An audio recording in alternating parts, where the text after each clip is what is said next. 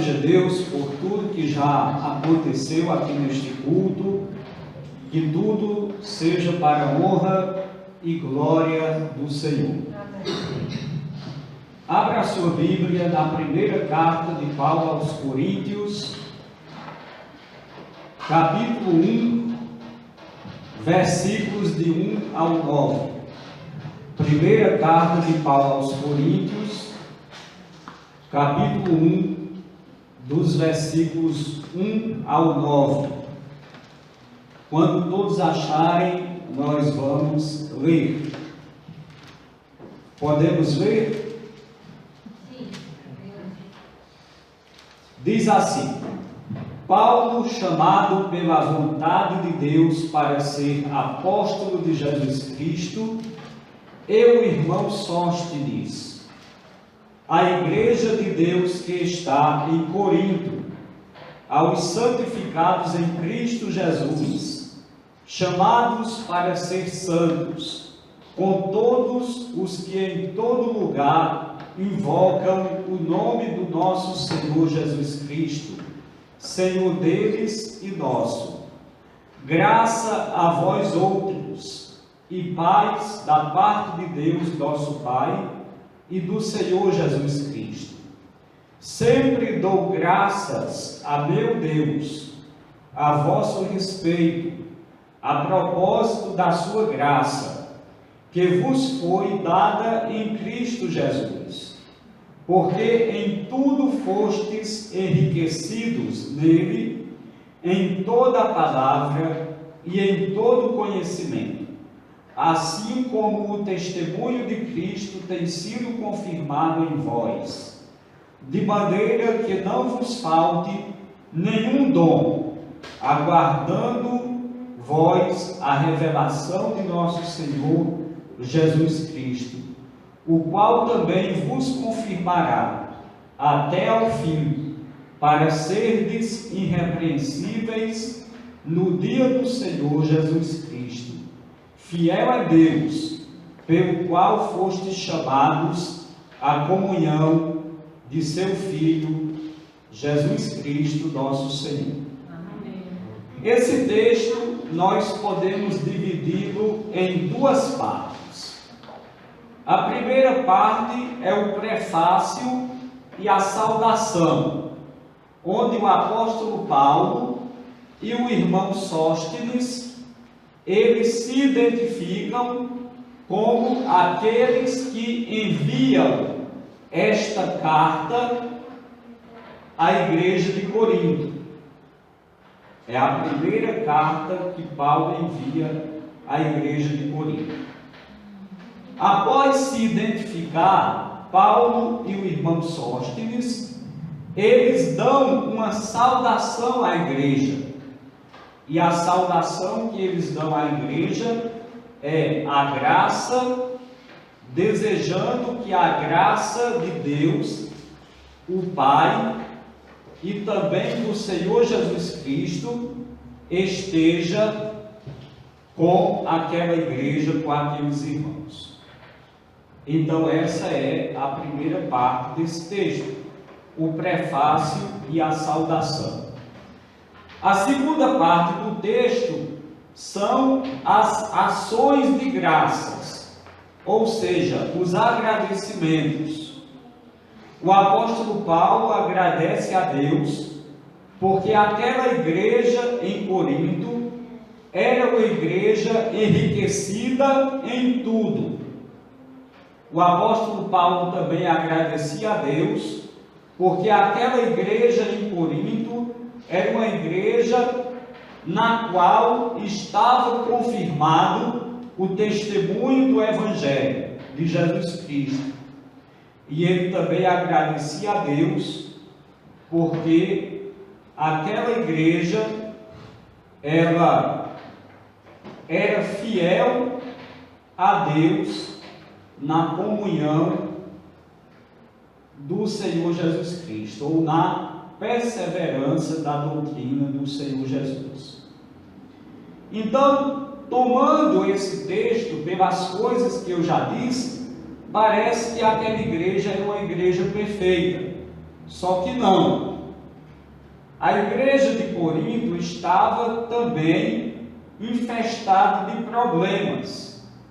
Se tinha coisas boas, pelas quais o apóstolo Paulo elogiou a igreja e agradeceu a Deus pela igreja, também havia problemas.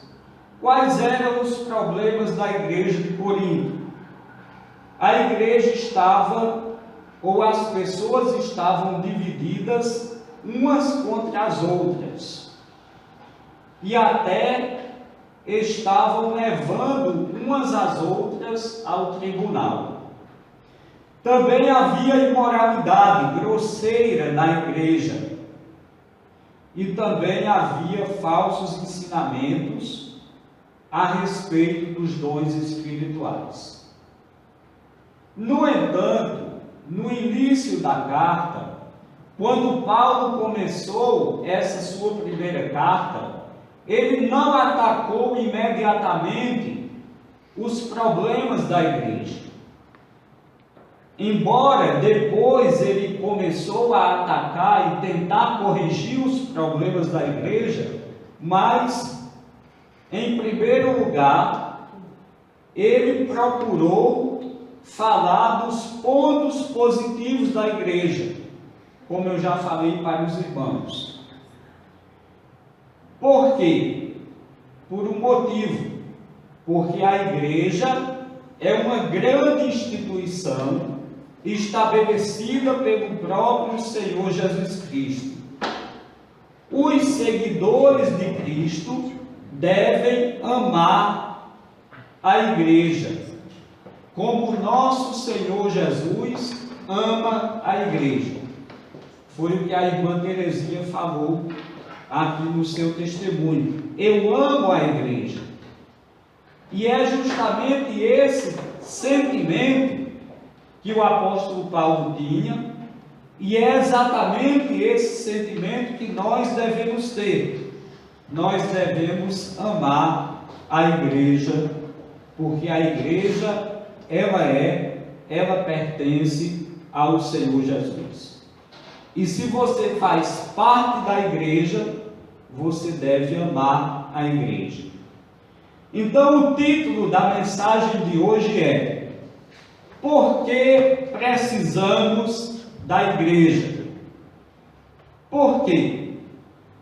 Em primeiro lugar, precisamos da igreja porque a igreja, ela é uma grande família.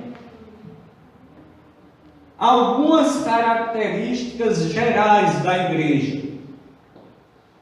A igreja, ela é principalmente um organismo local. A igreja local. E nós nos reunimos para adorar a Deus no templo e nas casas. Então a igreja é um organismo local. A Igreja Universal de Jesus Cristo, ela é constituída por pequenas comunidades, igrejas locais. Por exemplo, no grego, a palavra igreja, ela é eclésia. E essa palavra, eclésia, aparece 115 vezes no Novo Testamento. E pelo menos dessas 115 vezes, 92 vezes, a palavra igreja ou eclésia se refere a uma assembleia local, a uma igreja local. Então, não pode haver a Igreja Universal de Cristo sem existir as igrejas locais. Então eu quero que os irmãos tenham isso na sua mente. Assim como a igreja de Corinto era uma igreja local, a primeira igreja batista de Patrocínio também é uma igreja local, que juntando-se com as outras igrejas espalhadas no mundo inteiro, forma a Igreja Universal de Jesus Cristo. Não é a Universal do Edir Macedo, não, viu? É igrejas do mundo inteiro formam a Igreja Universal de Cristo, né? Formada pelas igrejas locais. A segunda característica da igreja é que a igreja ela é santificada. A palavra santificado no idioma original, no grego, é agiazo, ou seja, santificado, que significa ser consagrado ou purificado inteiramente. Então a igreja ela é santificada. E por que é que a igreja ela é santificada? Porque ela é composta de pessoas que já se arrependeram de seus pecados e já aceitaram a Cristo como seu único Senhor e Salvador. E a palavra de Deus nos promete que quando uma pessoa se converte, quando uma pessoa aceita Jesus como seu Salvador, ela é santificada, ou seja, tem os seus pecados perdoados. Então nós, cada crente, fomos santificados quando cremos em Jesus. E Deus continua a nos santificar à medida que crescemos na nossa fé. Então é necessário que nós cresçamos na fé. Não importa se você já é crente há muito tempo, não importa se você é um novo convertido, mas você deve crescer na fé para que você seja santificado. Uma outra característica: a igreja é uma família espiritual. A irmã Terezinha também falou isso no testemunho. Deus é nosso Pai. A igreja local é uma família. Os crentes em outras igrejas também são família. A família de Deus estendida pela terra. Como família, nós devemos viver em comunhão. Nós devemos viver em amizade. Como família, nós não podemos nos dividir. Como família, nós não podemos brigar uns contra os outros. Como família, nós não podemos ter inveja uns dos outros. Como família, não pode haver disputas entre nós. Mas, infelizmente, muitas vezes isso acontece. Mas não deveria. Quando acontece, está errado. E quem promove esse tipo de coisa na igreja, divisão, briga, malícia, maledicência, inveja, está pecando, está ferindo o corpo de Cristo. Mas é importante dizer que nós não somos perfeitos. Somos santificados porque Cristo perdoou os nossos pecados, mas não somos perfeitos, porque a perfeição ela só se encontrará em nós quando nós chegarmos no céu. Uma outra característica: a igreja ela tem uma grande riqueza. O apóstolo Paulo disse no texto que nós lemos que a igreja estava em tudo enriquecida. Será que era porque era muito dinheiro que a igreja tinha? Ele provavelmente, o apóstolo Paulo, estava falando da riqueza espiritual, em vez da riqueza material. E o que é a riqueza espiritual? A riqueza espiritual é aquilo que nós falamos que a igreja como família deve ter: comunhão, amizade, união, unidade. Se a igreja tem isso, ela é uma igreja rica. Algumas igrejas são abençoadas com riqueza material, mas outras não são. O irmão Tarcísio falou aqui no seu testemunho algumas bênçãos que essa igreja recebeu no sentido material, um terreno que ganhou, né? O templo que foi construído, algumas coisas que a igreja recebeu de Deus que fazem parte de coisas materiais que a igreja também precisa. Mas o poder de uma igreja não é medida pela riqueza material que essa igreja tem, pela quantidade de dízimos e ofertas que entram no caixa, mas o poder de uma igreja, a riqueza de uma igreja é medida pelo que aquela igreja é. Se ela é uma igreja que prega a palavra de Deus verdadeiramente, se ela é uma igreja que dá testemunho de Jesus Cristo, se ela é uma igreja onde os seus membros são de fato verdadeiramente unidos, se há essa disposição no coração de uns para com os outros, de se abençoarem, de se amarem, de se ajudarem. Mesmo aquelas igrejas que lutam financeiramente, elas podem ser consideradas ricas se elas tiverem esses recursos espirituais que nós já falamos, aqui. O Novo Testamento, na época que o apóstolo Paulo escreveu a carta aos Coríntios, o Novo Testamento ainda não havia sido concluído. Então, o Espírito Santo ainda estava trabalhando de uma maneira única para que o Novo Testamento fosse concluído. Por isso que Paulo precisava escrever aquelas cartas para a exortação da igreja. Nós, nos dias de hoje, já temos o Novo Testamento.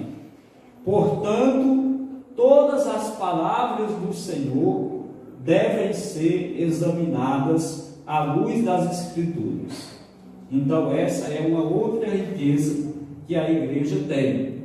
Se a igreja pauta a sua vida e a sua doutrina examinando a palavra de Deus à luz das Escrituras. Abra aí a sua Bíblia.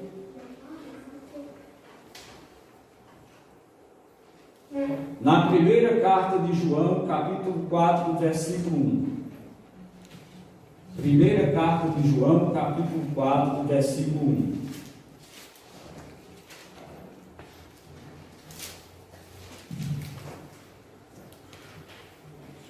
Que diz assim: Amados, não deis crédito a qualquer espírito, antes provai os espíritos se procedem de Deus, porque muitos falsos profetas têm saído pelo mundo afora.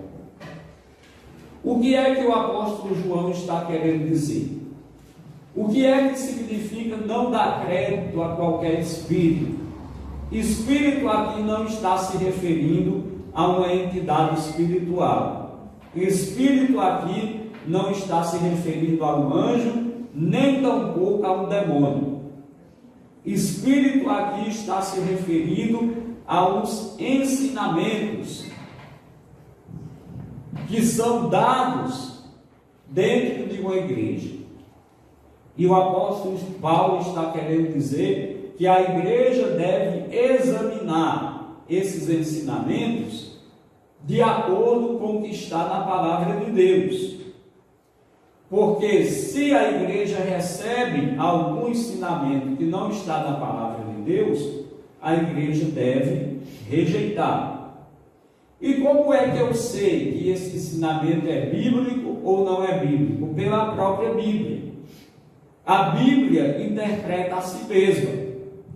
Então, você pega o versículo que lhe é apresentado e você lê, e você examina o que é que aquele versículo está dizendo. E esse exame faz com que você entenda se aquele ensinamento é bíblico, se ele veio de Deus ou não. O apóstolo Paulo fala que a igreja de Corinto, ela tinha dons espirituais abundantes. Então vamos falar sobre isso, sobre dons espirituais. Todo seguidor de Jesus tem pelo menos um dom. Pelo menos um. Então, se você é um crente, você não pode nunca se negar a trabalhar na obra de Deus, dizendo, eu não tenho dom nenhum. Não, você tem. Pelo menos um você tem. E você deve usar o seu dom para ajudar a sua igreja, com o seu serviço, através daquele dom que você recebeu. Os dons espirituais não o tornam um supercrente. Os dons espirituais não tornam você espiritual. E esse foi o erro da igreja de Corinto. Naquela igreja havia muitas pessoas com muitos dons espirituais. Ela tinha dons abundantes. E aquelas pessoas pensavam que por terem muitos dons, elas eram super crentes e elas focaram apenas no fazer, no trabalhar, no serviço. E é um cuidado que nós devemos ter. O crente deve trabalhar para a obra de Deus, sim. O crente deve usar o seu dom para ajudar a igreja a se desenvolver, sim. Mas a igreja não pode, de maneira nenhuma, cair apenas numa rotina de ativismo.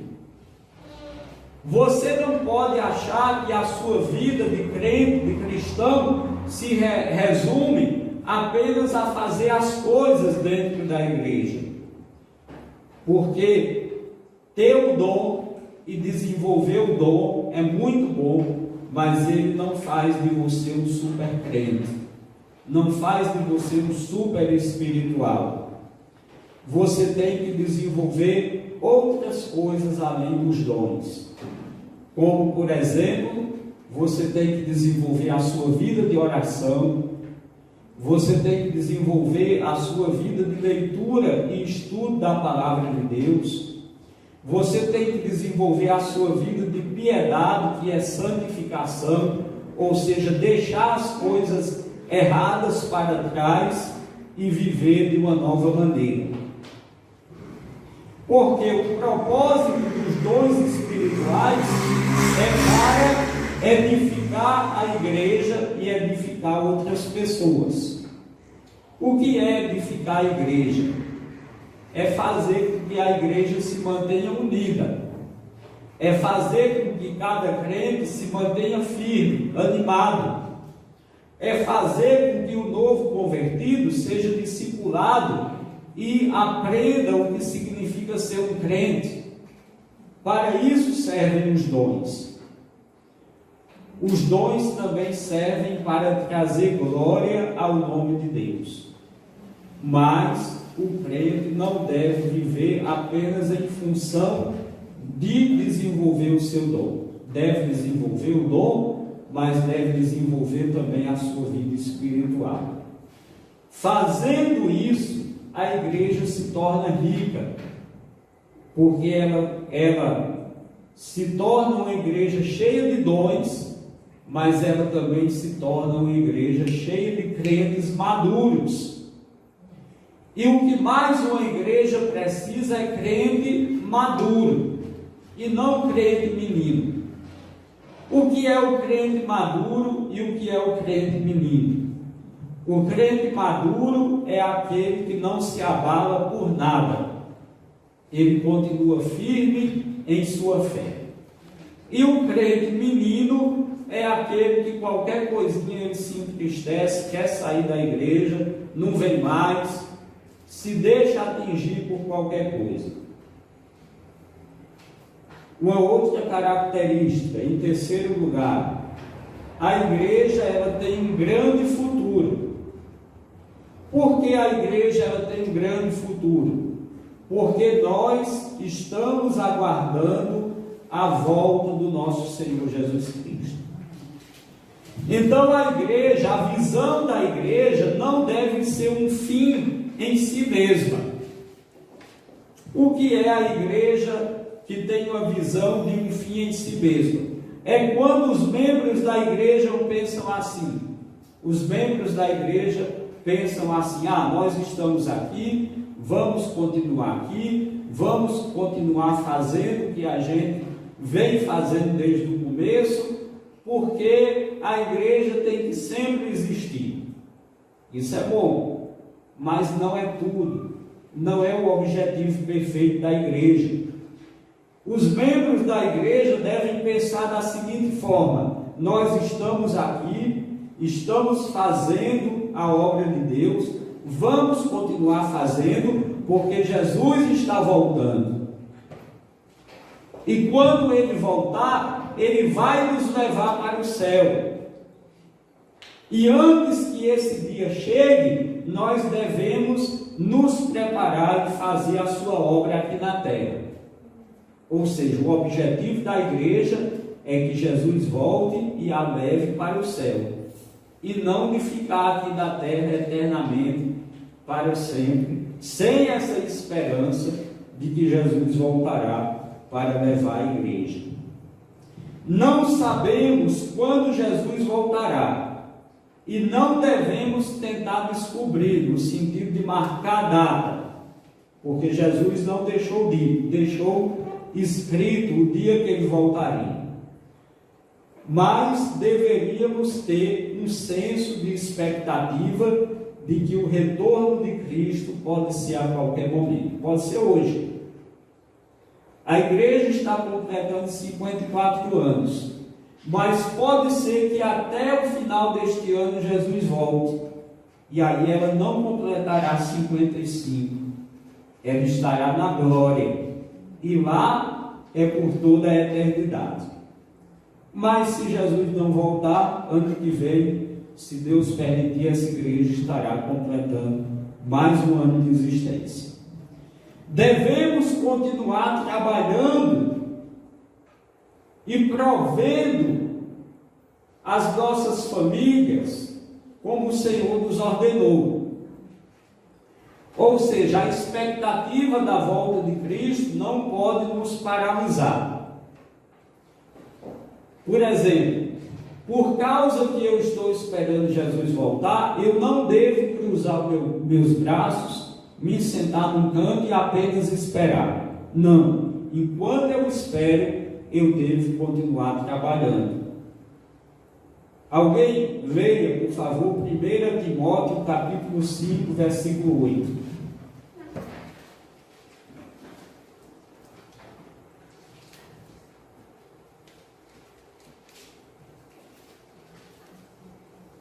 Ora, se alguém não tem cuidado dos seus, e especialmente dos da própria casa, tem negado a fé, e é pior do que o descrente. Isso, esse versículo que foi lido, ele está dentro de um contexto que o apóstolo Paulo está falando sobre as viúvas necessitadas da igreja, da igreja de Éfeso. E aí o apóstolo Paulo diz assim: olha, se tiver alguma viúva na igreja, mas essa viúva tem filhos capazes de trabalhar e de sustentá-la, essa mulher viúva deve ser sustentada pelos seus filhos. Mas se houver uma viúva na igreja que é sozinha, a igreja deve ajudar essa mulher viúva.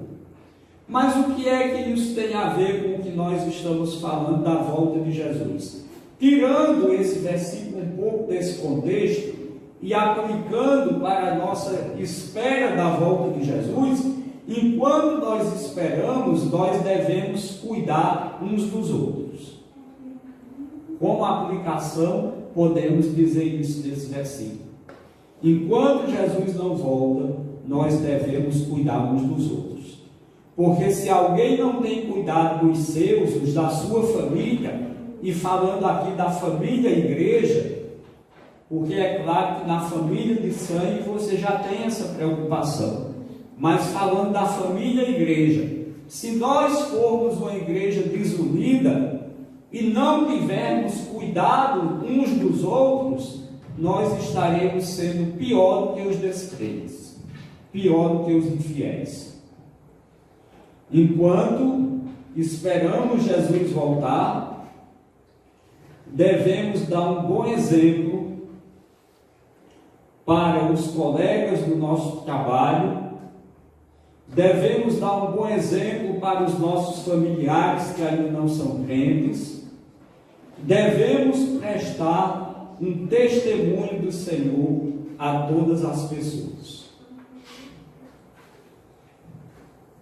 Uma outra característica é que podemos ter certeza que o Senhor Jesus, Ele dará a vitória final para aqueles que esperam nele, para a sua igreja que espera nele. Então, a igreja é vitoriosa. A igreja é vitoriosa. Não estamos dizendo que todos que estão sentados no banco de uma igreja são salvos. Porque tem muita gente que está na igreja, mas ainda não houve uma conversão verdadeira. Ainda não aceitou a Jesus Cristo de fato. Mas aqueles que já aceitaram Jesus como Salvador, eles fazem parte dessa igreja vitoriosa, que terá a vitória final. E o apóstolo Paulo diz para a igreja de Corinto: vocês serão irrepreensíveis. Agora vocês estão merecendo repreensão, porque existe divisão, porque existe imoralidade, porque vocês estão levando uns aos outros aos tribunais, porque existe rebeldia contra os líderes. Mas, se vocês mudarem de posição, se voltarem para Cristo, corrigirem os seus erros e esperarem a volta do Senhor, vocês terão a vitória final, vocês serão irrepreensíveis. A mensagem de nosso Senhor Jesus Cristo será levada a toda a terra por uma igreja que busca ser uma igreja irrepreensível. Nós seremos libertados da presença do pecado. Nós já fomos perdoados e libertados do poder do pecado. Mas nós ainda estamos na presença do pecado porque estamos nesse mundo. Mas quando formos levados para o céu, nós seremos libertados da presença do pecado, porque lá no céu não há pecado. As pessoas do mundo dizem que a igreja está cheia de hipócritas. Talvez, sim, talvez tenha muita gente hipócrita dentro das igrejas, mas Deus eliminará. Porque aquele que está dentro da igreja, mas é hipócrita, ele não é um verdadeiro crente. E no dia que Jesus vier buscar a sua igreja, esses não subirão, serão eliminados. No entanto, mesmo os crentes sinceros ainda lutam e podem sofrer com a presença do pecado. Mas um dia essa luta terminará, porque teremos novos corpos e o pecado será uma coisa do passado. Quando Cristo vier buscar a sua igreja, Ele dará para nós novos corpos. Os crentes que já morreram ressuscitarão em um novo corpo. E aqueles que estiverem vivos no momento da vida do Senhor, receberão também um novo corpo, e todos nos encontraremos com o Senhor dos ares. Meus irmãos, eu quero dizer que os irmãos podem crer nessas promessas, porque essas promessas elas foram feitas pelo nosso Deus. Ele é fiel, Ele cumpre as suas promessas. Ele cumpriu a promessa de enviar Jesus para morrer por nós na cruz. Portanto, Ele cumprirá a sua promessa de enviá-lo novamente para buscarmos e levarmos para o céu. Concluindo, algumas lições importantes rapidamente. Em primeiro lugar, devemos amar a igreja e não desprezá-la. Em segundo lugar, devemos trabalhar para o crescimento da igreja usando os nossos dons, mas não devemos somente ficar nesse pensamento de que se eu trabalho na igreja está tudo bem. Você deve desenvolver a sua vida pessoal com Deus, o seu relacionamento, a sua intimidade pessoal com Deus. Em terceiro lugar, teremos a vitória final, porque Cristo está voltando para buscar a sua igreja, e a igreja deve esperar pela volta de Cristo. O maior objetivo da igreja é a volta